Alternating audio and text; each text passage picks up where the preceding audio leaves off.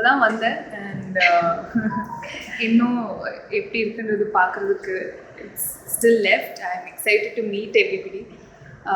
ஆனால் மேம் சொன்ன மாதிரி ரொம்ப இன்ட்ரெஸ்டிங்காக இருந்துச்சு, கேட்குறதுக்கே ரொம்ப இன்ட்ரெஸ்டிங்காக இருந்துச்சு. ஏன்னா என்னோட காலேஜ் டேஸில் எனக்கு இதெல்லாம் எக்ஸ்பீரியன்ஸ் பண்ண கிடைக்கல. So I think they lucky to have people arranging things like these for them. ஏன்னா காலேஜ்னா I think it's a mixture of you know academics, fun, friendship and everything. ஸோ அது செலிப்ரேட் பண்ணுறதுக்கு 2 days கிடைக்கிறது I feel like is a great, amazing opportunity. So I am looking forward to seeing what's going to happen and all the students here. Tamil ரசிகர்களோட வரவேற்பு கேரளாவில் தானே தமிழ்நாட்டோட ரசிகர்களோட இந்த குட்பேட் ரொம்ப ப்ளசண்ட்டாக இருக்குங்க. ரொம்ப ரொம்ப ரொம்ப சந்தோஷம். நான் எக்ஸ்பெக்ட் பண்ணல ஃபர்ஸ்ட் ஆஃப் ஆல் அந்த பாட்டு இவ்வளோ ரிசீவ் பண்ணுவாங்க, அந்த மாதிரி எதுவுமே நான் எக்ஸ்பெக்ட் பண்ணல. எனக்கு என்னோட எக்ஸைட்மெண்ட் என்னென்னா அஜித் சாரோட ஒரு பெரிய படம், அதில் சின்னதாக ஒரு கேரக்டர் கிடச்சிருக்கு. ஸோ அதுதான் எனக்கு ரொம்ப எக்ஸைட்மெண்ட்டாக இருந்துச்சு. ஆனால் நான் எக்ஸ்பெக்ட் பண்ணதுலேயும் மேலே இருக்குது ரிசெப்ஷன் அண்ட் அக்செப்டன்ஸ். ரொம்ப ரொம்ப சந்தோஷம்.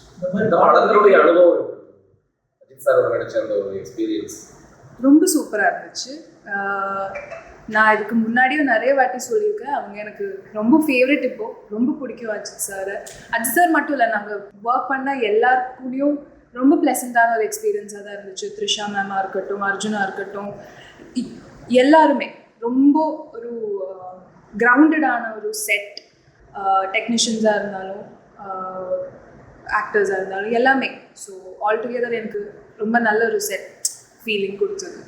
அந்த பாடல் இன்டர் இருக்கு, மறுபடியும் இந்த மாதிரி ரீக்ரியேட்டான பாடல் கவனிச்சு கொடுக்குற மாதிரி புது படங்கள் அந்த மாதிரி வந்துச்சுன்னா நீங்கள்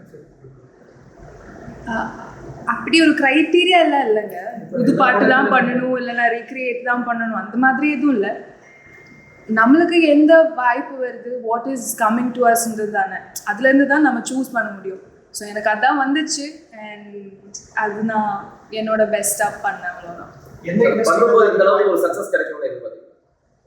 இல்லைங்க, அதான் நான் சொன்னேன், நான் எக்ஸ்பெக்ட் பண்ணல. ஆக்சுவலி எனக்கு அந்த படத்தில் ஒரு கேரக்டர் கிடைச்சது தான் நான் எக்ஸ்பெக்ட் பண்ணல. ரீக்ரியேட் பண்ணது நல்லதுன்னு நினைக்கிறீங்களா? ரீக்ரியேட் பண்ணது இந்த பாடல்கள் மறுபடியும் அப்படியே வந்து புது படங்கள் இருக்கிறாங்க, அது நல்லதுன்னு நினைக்கிறீங்களா? இல்லை, எனக்கு பர்சனலாக எந்த பிரச்சனையும் இல்லை ரீக்ரியேட் பண்ணுறதுல. So I think it's an amazing thing that அதனால எங்களை மாதிரி அப்கமிங் ஆக்டர்ஸ்க்கு கூட ஒரு வாய்ப்பு கிடைக்குதுன்னா ஐ ஃபீல் லைக் பர்சனலி எனக்கு ரொம்ப நல்ல விஷயமா தான் தெரியுது. அப்கமிங் தமிழ் படம் ஏதாவது கமிட்மெண்ட் பண்ணியிருக்கீங்க? நிறைய ஸ்கிரிப்ட்ஸ் கேட்டிருக்கேன் அண்ட் ஒஃபிஷியலாக இப்போ எதுவுமே நான் அனௌன்ஸ் பண்ண முடியாது, ஆனால் அப்டேட்ஸ் வரும். எவ்வளோ கமிட் ஆகிருக்கீங்க நீங்கள்? என்னென்ன சொல்லுவாங்க, எத்தனை படம் கமிட் ஆகிருக்கு?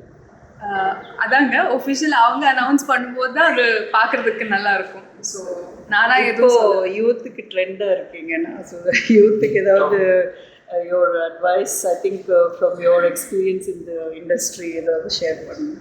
என்னோட அட்வைஸ் யூத்துக்குன்னு சொல்லணும்னா நானே யூத்தாக தான் இருக்கேன். Like what from your experience you're hard working, you've worked for all these opportunities, right? So I feel like whatever you do,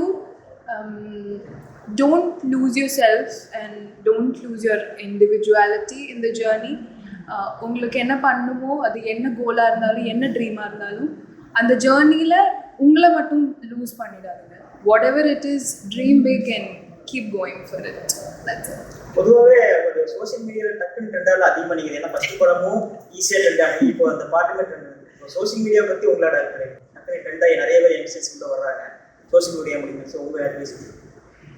எனக்கு என்னென்னா, ஃபார் மீ பர்சனலி என்னோட சோஷியல் மீடியா அக்கௌண்ட்ஸாக இருந்தாலும் பேஜஸாக இருந்தாலும் என்னோட ஒர்க்கோட பை ப்ராடக்ட் அது. நான் ஒரு இன்ஃப்ளூயன்சர் இல்லை, I am an actor and that's what I've always wanted to two.